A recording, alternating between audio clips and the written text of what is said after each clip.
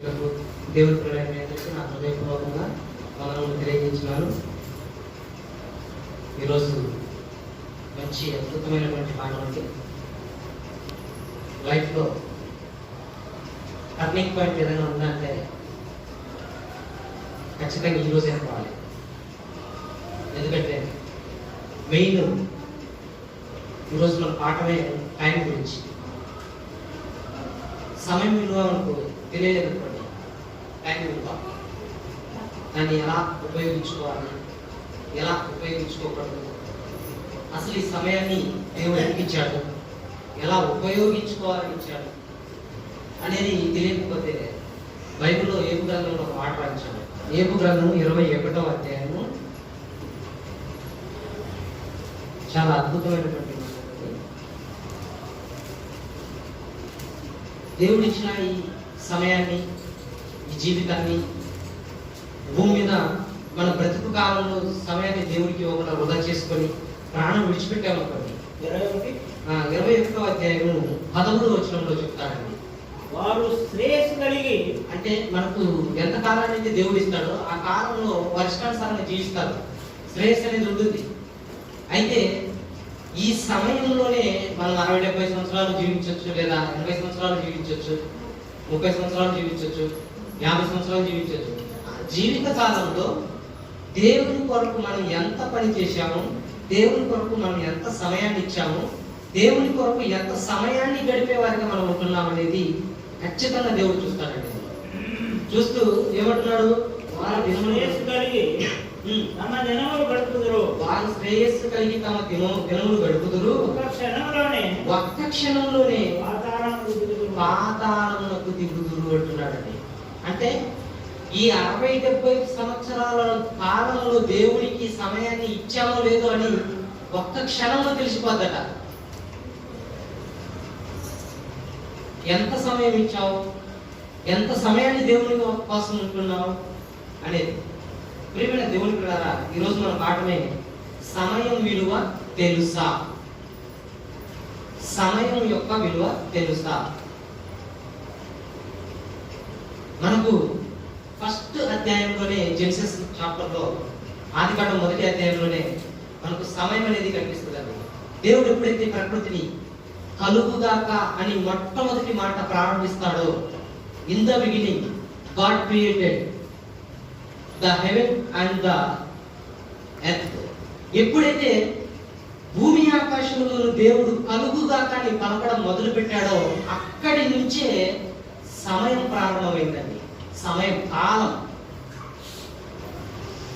The power God ఆయన ఏం చేస్తున్నాడు, సమయాన్ని ప్రారంభిస్తున్నాడు. ఎందుకు సమయాన్ని ప్రారంభిస్తున్నాడంటే, భూమి మీద రాబోతున్న నా పిల్లలకు నేను వారికి సమయాన్ని ప్రారంభిస్తున్నాను. అంటే మనకు సమయాన్ని ఇస్తున్నాడంటే ఆయన ఎలాగైతే మన పని కోసం సమయాన్ని తీసుకొని కాలాన్ని ప్రారంభించి మన చేతికి అప్పగిస్తున్నాడో, ఆ కాలాన్ని మన చేతుల్లోకి తీసుకొని మనం ఏం చేయాలి తెలుసా, తండ్రి పని చేయాలి. ఆదాము గారి లాగా మనం చేయాలండి.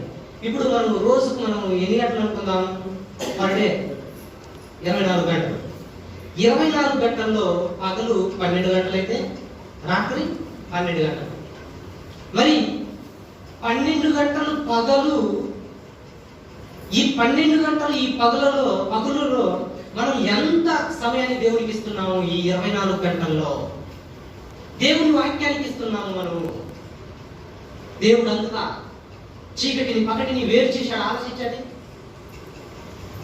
ఎందుకు ఆయన వేరు చేశాడు ఆలోచించాడు. అక్కడ సమయాన్ని ఎందుకు విభజించాడు, రాత్రిని పగటిని ఎందుకు వేరు చేశాడు. ఈ 12 గంటల్లో మనం దేవుని మాటలు ఎంతవరకు ఆలోచిస్తున్నాం ఆలోచించండి. ఇంకా మనం ఆలోచించుకుంటే సంవత్సరానికి ఎన్ని రోజులండి?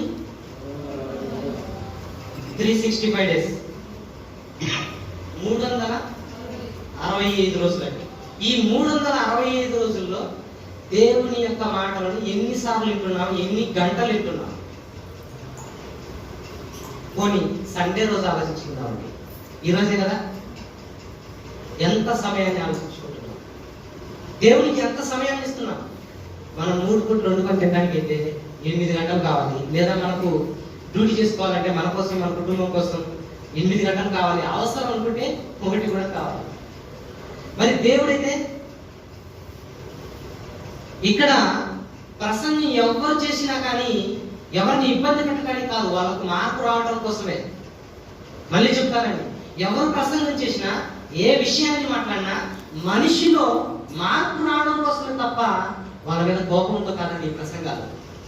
అంటే దేవుని పనిని సరిగ్గా నిర్వర్తించేవారిగా ఉండాలి, చేసేవారిగా ఉండాలి, ఇష్టపూర్వకంగా చేసేవారిగా ఉండాలి, ఇష్టపడి చేసేవారిగా ఉండాలి. తండ్రి పని అనగా, దేవుని పని అనగా ఆసక్తి చూపించాలి. ఆ ఇష్టాన్ని మనకి ఇక్కడ తెలియజేస్తున్నాడండి. కనుక దేవుని పిల్లలారా, మరి సంవత్సరానికి 365 రోజులు అయితే మరి ఎన్ని గంటలను లెక్కేసుకుంటే 8760 గంటలండి. మరి దేవునికి ఎంత సమయాన్ని మనం ఇస్తున్నాం? ఆదివారం వచ్చిందంటే నిజంగా కరెక్ట్ గా మనస్ఫూర్తిగా ఇక్కడ ఉన్నవారు చెప్పండి, ఆదివారం రోజు దేవుని కొరకంటున్నాం. మరి దేవునికి ఎంత సమయాన్ని మనం వాక్యాన్ని వినడానికి ఇస్తున్నాం చెప్పండి. నిజంగా చెప్పండి, 1 గంట, 2 గంటల, 3 గంటల మీ నోటి నుంచి వచ్చినాక నేను ఇంకా పాఠంలోకి వెళ్తాను. 8 గంటలన్నా 1.5 గంట, ఇంకా తర్వాత గంటే లేట్ అయిందంటే కదండి, ఇంకా ఉండలేము. ఎందుకని ఇంత వాక్యం అంటే మనకు ఆసక్తి లేకపోతుంది? సమయాన్ని ఎప్పుడైతే దేవునికి ఇవ్వకుండా దూరంగా పెట్టడం మొదలు పెడతామో దుష్టుడు మాత్రం మనల్ని దేవుడి నుంచి దూరం చేయడానికి మొదలు పెడతాడండి. విశ్వాసంలో ఎదగం, సంఘం అభివృద్ధి అవ్వదు, సమాజంలో సరిగ్గా కనిపించం, సరైనటువంటి రీతిలో మనము ఎదగలేని పరిస్థితి మన జీవితంలో చోటు చేసుకుంటుందండి. కారణం ఏంటంటే దేవుని మాటలకు సమయాన్ని మనం సరిగ్గా ఇవ్వకపోవటం వలన. ప్రియమైన దేవుని పిల్లలారా, అందుకేనండి దేవుడు నా పిల్లలు ఈ ప్రకృతిని చూశాను, నేను ఎంత కష్టపడ్డానో, నేను ఎలా ఈ ప్రకృతిని కలిగిస్తున్నానో, నా కష్టాన్ని వాళ్ళు గుర్తించాలి, నేను పడిన కష్టానికైనా వాళ్ళు అర్థాన్ని తీసుకొచ్చేవారిగా ఉండాలి అని తండ్రి అయిన దేవుడు ఆలోచించాడు. అందుకే ఆదికాండంలో మొట్టమొదట అధ్యాయంలోనే ఆయన కష్టాన్ని మనకు చూపిస్తున్నాడు. దేవుడు ఏం చేశాడట? ఆది యందు దేవుడు భూమి ఆకాశాలను సృజించాడు, ప్రకృతిని సృజించాడు, సూర్యుని సృజించాడు. ఆయన మాట చేత కలిగిస్తూ ఉన్నాడు, పగటిని కలిగిస్తున్నాడు, రాత్రిని వేరు చేస్తున్నాడు, జంతువులను కలిగిస్తున్నాడు, వృక్ష ఫలములను కలిగిస్తూ ఉన్నాడు. ఇవన్నీ ఎందుకు చేస్తున్నాడు పని అంటే నా పిల్లలు, తన పిల్లలైన మన కోసం, ఆయన పిల్లలైన మన కోసం. మరి మన కన్న తండ్రి అంత కష్టపడి ఇంత ప్రకృతిని మన చేతుల్లో ఎంతో సమయాన్ని తీసుకొని, ఆదికాండంలో ఉన్న ఆ దినాలు ఈ రోజు ఉన్న వారంలో ఉన్న ఈ దినాలు కాదండి, అవి ప్రకృతికి విశ్వదినాలు, ఇవి మనుషుల దినాలు. అయితే అన్ని దినాలు కొన్ని కోట్ల సంవత్సరాలు ఆయన కష్టపడి ప్రకృతిని కలిగిస్తే మనం ఈజీగా వారంలో 1.5 గంట కూడా దేవుని యొక్క మాటలు వినే శక్తి లేకుండా దేవుడు ఎంత బాధపడతాడు ఆలోచించండి దేవుని పిల్లరా. ఈ కాలం గురించి మాట్లాడుతూ యేసుక్రీస్తు ప్రభువులు ఒక మాట చెప్తారు. అపోస్తల కార్యాలు 1:7 చూడండి ఒకసారి. అపోస్తల కార్యాలు 7 అండి. కాలములను సమయములను తండ్రి తన స్వాధీనమందుకుని ఉన్నాడు అంటున్నాడండి. అంటే తండ్రి స్వాధీనంలో ఏముందో తెలుసా? సమయం. అంటే భూమి మీదకి వచ్చిన మనకు కూడా సమయం ఉందా? ఉంది. అదే కదా కీర్తన గ్రంథంలో 139వ అధ్యాయంలో 16వ వచనంలో మనం చూసుకుంటాం. ఏమంటాడు అక్కడ? నియమింపబడిన దినములలో 1 కాక మునిపే దేవా నీ గ్రంథంలో నా దినములను లిఖితం చేసుకున్నాడు అంటాడు. అక్కడ లిఖితంలో ఏమంటాడు? రాసుకున్నాడు. అంటే సమయాన్ని ఇన్ని రోజులు ఉంటావు, మరి ఇన్ని రోజులు ఏ రోజు ఉంటామో ఏ రోజు పోతామో మనకు తెలియనప్పుడు ఉన్న రోజుల్లో సమయాన్ని దేవునికి ఇస్తున్నామా? దేవుడిచ్చిన సమయాన్ని జాగ్రత్త చేసుకుంటున్నామా? ఆలోచించండి. అందరూ పాట పాడతారు కదా, ఈ దీపం ఉండగానే ఇల్లు చక్కబెట్టుకోవాలి. మరి సమయం ఉన్నప్పుడు సమయం ఎందుకు చక్కబెట్టుకోలేకపోతున్నాము? సమయం ఉన్నప్పుడు ఎందుకు మనం దేవుడికి సమయాన్ని ఇవ్వలేకపోతున్నాం? దేవుడు మనకి ఏ సమయాన్ని తీసుకెళ్ళిపోతాడో తెలియనప్పుడు, ఏ సమయంలో ఏం జరుగుతుందో మనకు తెలియనప్పుడు దేవుడి మాటలను ఎందుకంటే మనం నిర్లక్ష్యం చేస్తున్నాము? ఆలోచించండి ప్రియమైన దేవుడు కూడా. అందుకే దేవుడు ఈ ప్రకృతిని అంతటిని కలిగించిన తర్వాత ఆయన అనుకున్నాడండి, నేను ఎలాగైతే కష్టపడి ఈ ప్రకృతిని కలిగించానో, నా కుమారుడు ఈ భూమికి రాబోతున్నాడు, నా స్వరూపంలో రాబోతున్నాడు. ఇతడు నేను చేసిన ఈ సృష్టిని చూసి నా పోలికి చొప్పున భూమి మీద బ్రతికి నేనున్న లోకం కోసం బ్రతకాలి, ఆలోచించాలి. అందుకే నేను అతనికి సమయాన్ని ఇచ్చానంటాడండి. అందుకే ఆదాము మొట్టమొదట దేవుని పోలికలో, దేవుని స్వరూపంలో ఆయనని చేసుకుంటాడు. ఆయనలో నుంచి అనేక మంది రావాలి అని కోరుకుంటాడు. అయితే వచ్చిన వారితో ఏం చేయాలనుకుంటున్నాడు? ఇక్కడ తండ్రి పనిని చేసేవారిగా ఉండాలి అనుకుంటున్నాడు. దావీదు కుమారుడైన సొలొమోను గారు సూర్యుడి క్రింద ప్రతిదీ ఆలోచించాడండి. బాగా ఆలోచించాడు. ఆయన మంచి అనుభవజ్ఞుడు అని చెప్పాలి. ఎలాంటి అనుభవజ్ఞుడు అంటే ప్రతిదీ కూడా చూశానని చెప్పాడండి. అనుభవం ఉంటుంది. ఆయన ఏమన్నాడు తెలుసా? సూర్యుడి క్రింద ప్రతి దానికి సమయం ఉందన్నాడు. మరి దేవుడి వాక్యం ఎంత టైం వినాలని, ఇంత టైం ఉండాలని ఈ రోజున మనం ఆలోచిస్తున్నాం.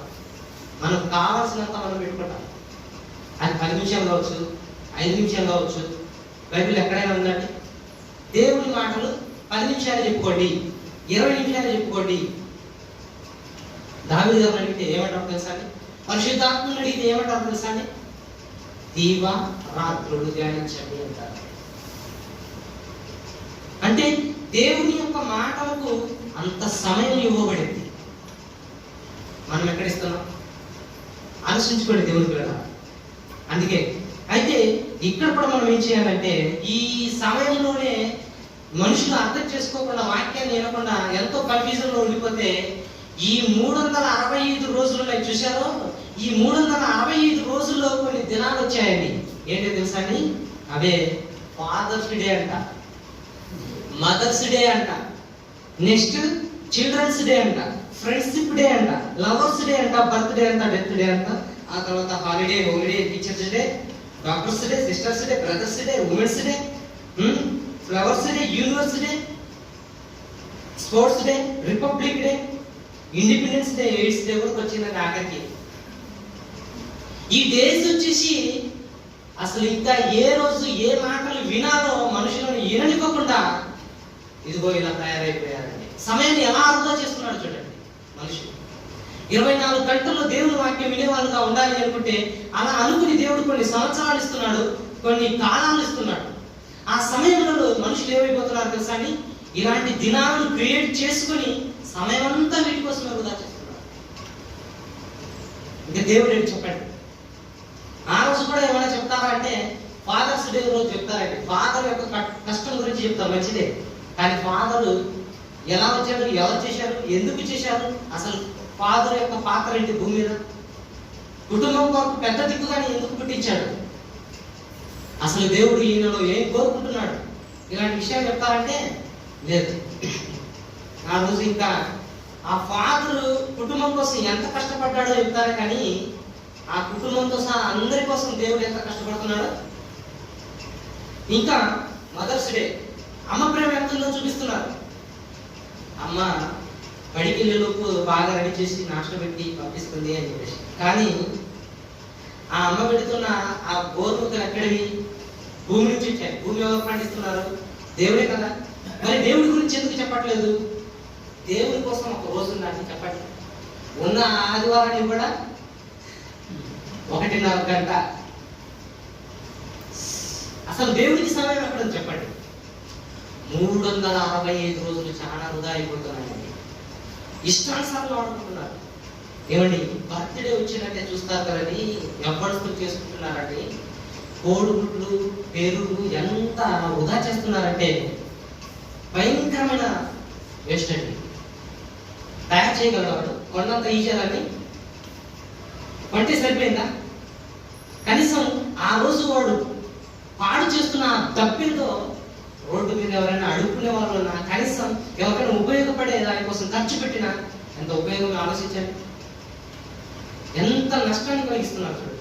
అంటే దేవుని తెలుసుకోకపోవడమే కాకుండా ప్రకృతిలో దేవుడు కలిగించిన వాటిని కూడా నష్టపరుస్తున్నారు. నిజంగా దేవుని కష్టాన్ని గుర్తించలేకపోతున్నారండి. ఎలాంటి పరిస్థితుల్లో ఉన్నారు చూడండి. సమయం విలువ ఎక్కడ అర్థమైంది చెప్పండి. ఏమన్నా జరిగిందనుకోండి, అప్పుడు మాత్రం పాస్టర్లు దేవుళ్ళు అందరూ గుర్తుకొస్తారు, బ్రదర్ ప్రార్థన చేయమని చెప్పేసి. అంతకుముందు దేవునికి సమయం లేదు. సమయం అంతా సాతానికే, సినిమా పాటలకే, యూట్యూబ్లకే, వాట్సాప్లకే, ఫేస్బుక్లకే, వీధుల వెంట తిరగటానికే, ఫ్రెండ్స్ తోటి ఉండటానికే, పార్టీలు చేసుకోవటానికే, ఇలాగే సమయాన్ని వృధా చేసుకుంటున్నారు. ప్రియమైన దేవుని పిల్లలారా, నిజంగా అందుకని దేవుడు కలిగించాడు ఈ సృష్టిని. ఈ సృష్టిలో మనకు సమయాన్ని దేవుడు అందుకు ఇచ్చాడు. ఆలోచించండి, మనకు అన్నిటికంటే ఈ ప్రకృతిలో భయంకరమైన ఒక రోజు ఉందండి. ఏంటో తెలుసా? అది ఆ రోజు కోసం ఈ టైటిల్ పెట్టుకున్నాను, సమయం విలువ తెలుసా? ఏంటో తెలుసా అండి? Jesus day. యేసుక్రీస్తు దినం ఒకటి ఉంది. ఆ దినం ఎలాంటిదో తెలుసా? ఇంకా బర్త్డేలు ఉండవు, డెత్ డేలు తప్ప. అంత ప్రపంచం అంతా ఒక్కసారి డెత్ డే అయిపోద్ది, చచ్చిపోతారు, ఇంకెవరు ఉండరు. Father's day, mother's day, children's day, ప్రతి రోజు ఇంకా ఈ 365 రోజుల్లో ఏ పండుగలైతే, ఏ ఫంక్షన్లు అయితే, ఏ దినాలైతే చేయాలనుకుంటున్నారో అవి ఉండవు. అంత ప్రమాదకరమైన దినం అది. మరి ఆ దినాన్ని ఎవరైనా ఆలోచించారా? ఆ దినానికి లోబడాలని భయపడుతున్నారా? ఆ దినం కోసం నేను బ్రతకాలని ఆలోచిస్తున్నారా? ఆ దినం అనేది వస్తే ఇక భూమి మీద దినాలనేవి ఉండవని నన్ను నేను భద్రపరచుకోవాలని ఆలోచిస్తున్నారా? ఆలోచించండి దేవుని పిల్లలారా. అందుకేనండి పౌలు గారు భూమి మీద ఉన్న కాలంలో ఆయన ఎలా ఆలోచించాడు తెలుసా అండి? ప్రభుల వారు వస్తే ఏం జరుగుతుందో ఆలోచించాడు. అందుకే సమయం అనక అసమయం అనక దేవుని యొక్క వాక్యం కోసం కష్టపడ్డాడు. సమయాన్ని విడిచిపెట్టలేదు. సమయం లేకపోయినా సమయాన్ని క్రియేట్ చేసుకున్నాడు దేవుని కోసం. తన పనులను విడిచిపెట్టుకుని దేవుని పని కోసం తిరిగాడు. సువార్త పని కోసం కష్టపడ్డాడు. పౌలు గారు తిమోతి గారికి అదే నేర్పించాడండి. నువ్వు కష్టపడాలి. సమయం అనేదే కాదు, సమయం లేని సమయంలో కూడా నువ్వు దేవుని కొరకు సమయాన్ని ఇచ్చేవారిగా ఉండాలి.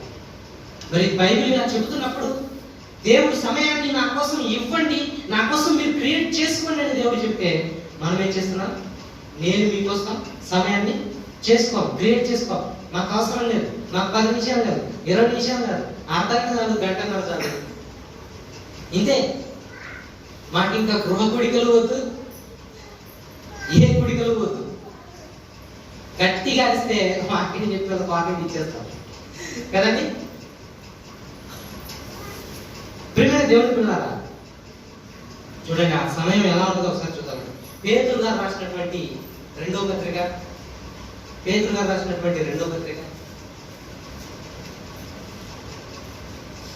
3వ అధ్యాయం 10వ వచనం అండి.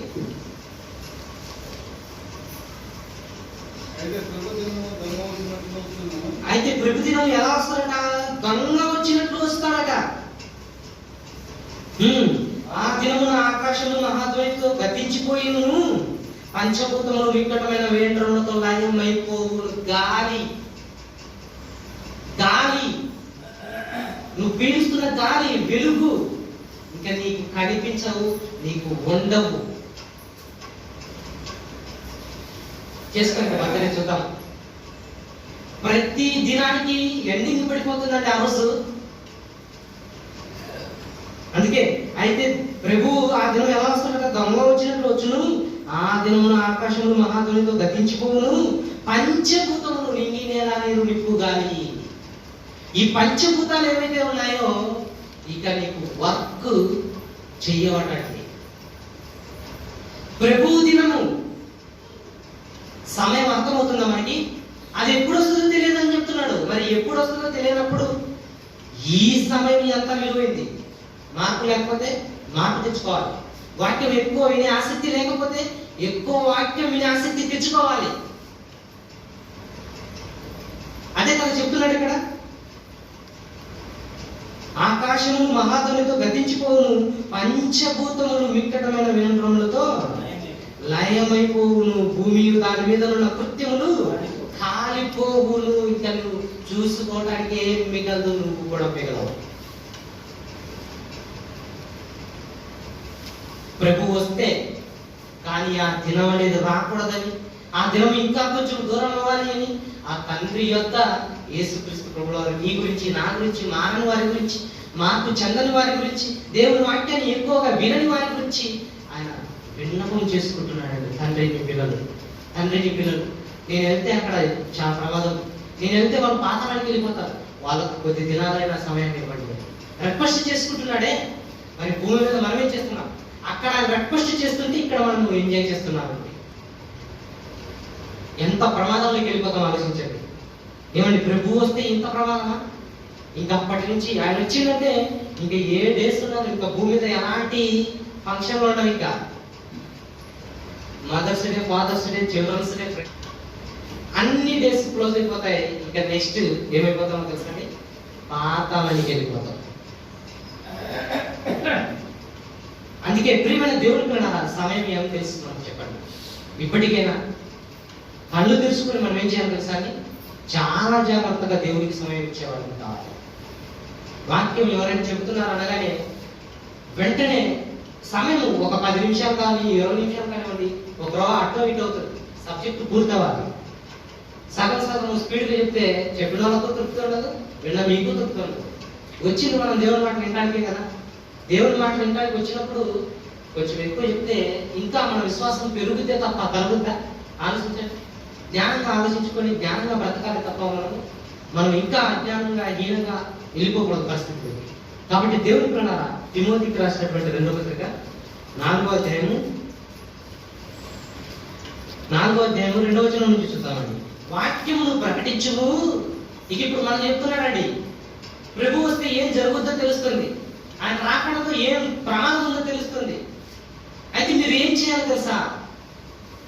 ఇక మీరు వాక్యమును ప్రకటించే వారిగా ఉండాలి, మీరు వాక్యమును వినేవారిగా ఉండాలి, మీరు వాక్యమును పరిశీలించుకునే వారిగా ఉండాలి, వాక్యం కొరకు మీరు కష్టపడే వారిగా మీరు ఉండాలి. సంఘం అంతా చాలా జాగ్రత్తగా భద్రత అంటూ ఏమంటున్నాడని, వాక్యమును ప్రకటించుము, సమయమందును అసమయమందును. అంటే నీకు సమయం ఎప్పుడు ఉంటుంది? సండే వచ్చినప్పుడు ఉంటుంది, ఉంటుందా కదా? కానీ మిగతా సమయంలో ఏముండదు, సమయమే ఉండదు. డ్యూటీ, ఇల్లు, మార్కెట్, తర్వాత కుటుంబం కోసం పనులు. అందుకే ఇక్కడ ఏమంటున్నాడు? అసమయం అనక అంటున్నాడు. అంటే ప్రయాసం ఎలా ఉండాలో తెలుసా? ఒక్క సండే రోజే కాదు నాయన, ఎవ్రీడే నీకు ప్రయాసం ఉండాలంటున్నాడు. ప్రతిరోజు నీకు ప్రయాసం ఉండాలి. నీకు సమయం ఉన్నప్పుడల్లా సువార్త చేస్తూ, ఇంకా సమయం లేని సమయంలో కూడా సమయాన్ని నువ్వు సమకూర్చుకోవాలి. అయినా కూడా కాన్ఫిడెన్స్ వదిలిపెట్టట్లేదు. వాక్యం చెబుతూనే ఉన్నాం, సమయం ఉన్నప్పుడు చెబుతూనే ఉన్నాం, వారానికి 2 రోజులని చెబుతూనే ఉన్నాం. మనం కూడా ఏం చేయాలి? అలాంటి ప్రయాసం మనకు ఉండాలండి. అందుకే ఏం చెప్తున్నాడు ఇక్కడ? సమయములను అసమయములను ప్రయాసపడము, సంపూర్ణమైన దీర్ఘశాంతంతో ఉపదేశించుచు, ఖండించుచు, గద్దించుము అని చెప్తున్నాడు. సంపూర్ణమైన దీర్ఘశాంతం అంటే నా సహోదరులే కదా, నా బంధుమిత్రులే కదా, నా తండ్రికి పిల్లలే కదా, మేమంతా ఇక్కడ ఎలాగైతే కలిసి ఉంటున్నామో ఆ పర్వతంలో కలిసి ఉండాలి. ఇక్కడ కోపపడితే అక్కడ దేవుడు చేర్చుకోడు. ఇక్కడ చాలా జాగ్రత్తగా ఉండాలి. నీకు ఇక్కడ కోపం ఉన్నా కానీ దాన్ని ఏం చేసేసి అని సమాధి చేసేయాలండి. పూర్తిగా 0.00% అయిపోవాలి. మనసు ఎలా ఉండాలో తెలుసా? పూర్ణ హృదయంతో దేవుని ఆరాధించాలని చెప్పాడు. మనసంతా ప్రేమ ఎప్పుడైతే ఉంటుందో అప్పుడే నీకు పూర్ణమైనటువంటి ఆలోచన దేవునిలో. అందుకే ప్రేమైన దేవుని పిల్లలారా, దీర్ఘశాంతము అమితమైన మనకు ఎలాంటి దీర్ఘశాంతం ఉండాలి? కానీ సంపూర్ణమైన దీర్ఘశాంతం. అంటే ఆ దీర్ఘశాంతం ఎలా ఉండాలో తెలుసా? పనిని ఆటంకపరిచేదిగా ఉండకూడదు, పనిని భద్రపరుచుకునేలా ఉండాలట మన దీర్ఘశాంతం. దేవుడి పనికి భంగం కలగకూడదు. అది మనుషుడికి, విశ్వాసికి, వాక్యాన్ని ప్రకటించే వారికి ఉండవలసినటువంటి లక్షణం అండి. అంటే ఈ ప్రభుత్వ సమయంలో మనం ఇన్ని విషయాలు తెలుసుకోవాలా, ఇన్ని జాగ్రత్తలతో ఉండాలా, ఇంత జాగ్రత్తతో మనం బ్రతకాలా? దేవుని పిల్లలారా, అలాంటి బోధలు ఇష్టపడేవారు ఉన్నారట సమాజంలో. ఎంతమంది మీరు చెప్పండి. వ్యక్తి కథలు చెప్పుకుంటారు ఇప్పటికి కూడా డాండేలో. ఏ చర్చిలో వాక్యం ఉంది చెప్పండి. అందరూ కూడా కథలు చెప్పుకొని వెళ్ళిపోతున్నారే తప్ప అసలు సరైనటువంటి రీతిలో ఏమండి, అందుకేనండి ప్రయాసపడండి అని చెబుతున్నారు. ప్రయాసపడండి అని. ఈ ప్రయాస ఎంత ఉపయోగమో తెలుసా అండి? యేసుక్రీస్తు ప్రభుల వారే కనుక అడుగు భూమికి పెట్టాడు అనుకోండి, ఆకాశంలోకి రాగానే, పరలోకంలో ఆయన కదలగానే ప్రకృతిలో వైపరీత్యాలు మొదలైపోతాయండి. పిల్లల దారి పిల్లలది, తల్లిదారి తల్లిది, భార్య దారి భార్యది. ఈ భూమి మీద ప్రతి మనిషి యొక్క పరిస్థితి చెట్టుకొక్కరు పుట్టకొక్కరు అయిపోయిన పరిస్థితి. అలాగని విడిచిపెడతారా? విడిచిపెట్టడు. ఆ పరిస్థితిలోకి మనం వెళ్ళిపోకుండా ఏం చేయాలి? ఇప్పుడు బర్త్డేకి ఇచ్చినంత ఇంట్రెస్ట్ వాక్యానికి ఇవ్వాలి. ఫాదర్స్ డేకి ఇచ్చినంత ఇంట్రెస్ట్ వాక్యానికి ఇవ్వాలి. చిల్డ్రన్స్ డేకి ఇచ్చినంత ఇంట్రెస్ట్ దేవుని యొక్క మాటలకు ఇవ్వాలి. ఇంకా ఫ్రెండ్షిప్ డేకి ఇచ్చినంత రెస్పెక్ట్ దేవుని యొక్క మాటలకు వచనములకు ఇవ్వాలి. ఆ రోజు మనం ఏం చేస్తాం? అందరికీ ఫ్రెండ్స్ ఎంతమంది ఉన్నారు అందరికీ మనం ఏం చేస్తామండి? ఒక్కొక్కరికి మెసేజ్. అదే యేసుక్రీస్తు గురించి పంపుతామా? మనం యేసుక్రీస్తు గురించి పంపుతామా? అసలు నిజమైన స్నేహితుడు ఎదురే కదండి. ఆయన గురించి పంపుతామా చెప్పండి?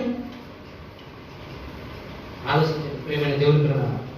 అందుకే సమయం విలువ మనకు తెలిస్తే, ప్రభువు వస్తే ఈ భూమి మీద ఏం జరుగుతుందో గుర్తించి ఇప్పటికైనా దేవునికి సమయం ఎక్కువ ఇవ్వడానికి మీరంతా కూడా సిద్ధపడాలి. ఇన్ని రోజులు ఏం జరిగిందో మీరంతా చూశారు, కానీ ఇక ముందు వారం నుంచి మాత్రం ఖచ్చితంగా హిస్టరీలు చెప్పాలి. కాబట్టి ఆ హిస్టరీకి 20 నిమిషాలు 30 నిమిషాలు సరిపోవండి. ఖచ్చితంగా 45-50 నిమిషాలు ఖచ్చితంగా ఉండి తీరాలి. లేకపోతే మీరు బైబిల్లో ఉన్న విషయాలు తెలుసుకోలేరు. కాబట్టి ప్రతి ఒక్కరు దృష్టిలో పెట్టుకొని, నేను రిక్వెస్ట్ అండి, మళ్ళీ మీకు వాకింగ్ ఇస్తున్నాను అని అనుకుంటే పొరపాటు క్షమించండి. రెస్పెక్ట్, దాంట్లో మనస్ఫూర్తిగా పెద్దలను గౌరవించి అందరూ అర్థం చేసుకొని నిర్ణయించుకోవాలని మనస్ఫూర్తిగా కోరుకుంటున్నానండి.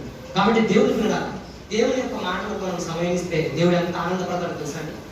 మన పనులు, పిల్లలు ఉన్నారంటున్నారు, తల్లిదండ్రులు వారి వృద్ధాప్యంలో ఉన్నారండి, వారికి బాగా కష్టపడే పిల్లలు ఉన్నారంటున్నారు. వారు ఎన్నో సంవత్సరాల నుంచి తల్లిదండ్రులు చూడకుండా కష్టపడుతూ వాళ్ళకి కావాల్సింది ఇస్తున్నారు అనుకోండి. వాళ్ళు ఎప్పుడో ఒకసారి వచ్చి వాళ్ళకి కావాల్సినవన్నీ ఇస్తూ ఉన్నా కూడా వాళ్ళకి సంతోషంగా ఉంటుందా? వీళ్ళు నా దగ్గరికి ఎప్పుడు వస్తారు, నాతో ఎప్పుడు వాళ్ళ సమయాన్ని గడుపుతారు, ఎప్పుడు నా పిల్లలు నాతో వచ్చి మనస్ఫూర్తిగా 1 గంట 2 గంటలు 5 నిమిషాలు మాట్లాడతారని ఆనందపడతారు. ఆ సమయం కోసం ఎదురు చూస్తారు. దేవుడు కూడా అండి, దేవుని యొక్క మాటలు వినే పిల్లలు కావాలని, దేవుని కొరకు మాటలు చెప్పేవారు కావాలని, ఎక్కువ సమయాన్ని దేవుని యొక్క గడిపేవారు కావాలి అని దేవుడు కూడా ఆలోచిస్తాడు. కాబట్టి ప్రతి ఒక్కరు కూడా ఆలోచించుకొని దేవునికి సమయాన్ని ఇవ్వాలని మనస్ఫూర్తిగా కోరుకుంటూ ఈ సమయాన్ని ముగిస్తున్నానండి. భూమిని ఆకాశాన్ని సృష్టించిన మా ప్రేమలో తండ్రి, మీ కృపగల నామానికి వందనాలు తండ్రి.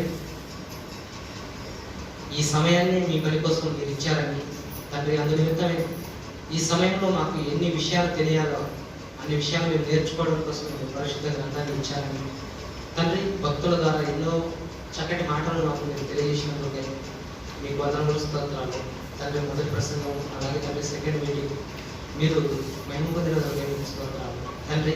మీరు ఇచ్చిన ఈ సమయాన్ని మేమంతా కూడా వృధా చేసుకోకుండా ప్రతి ఒక్కరు కూడా ఆలోచనతో భద్రత కలిగి భూమి మీద సమయాన్ని వృధా చేయకుండా తండ్రి మీ కొరకు ఉపయోగించి తండ్రి దివారాత్రులు ధ్యానిస్తూ తండ్రి అందులో ఉన్న పరమార్థాన్ని గ్రహించుకుని తండ్రి మా బ్రతుకులను మీ కొరకు అర్పించే వారికి సహాయం ఉపయోగించుకొని కోరుకుంటూ ఇదిగో తండ్రి ఈ సమయంలో ఇక్కడ తరలించినటువంటి ప్రతి ఒక్కరిని మీరు జ్ఞాపకం చేసుకోండి తండ్రి.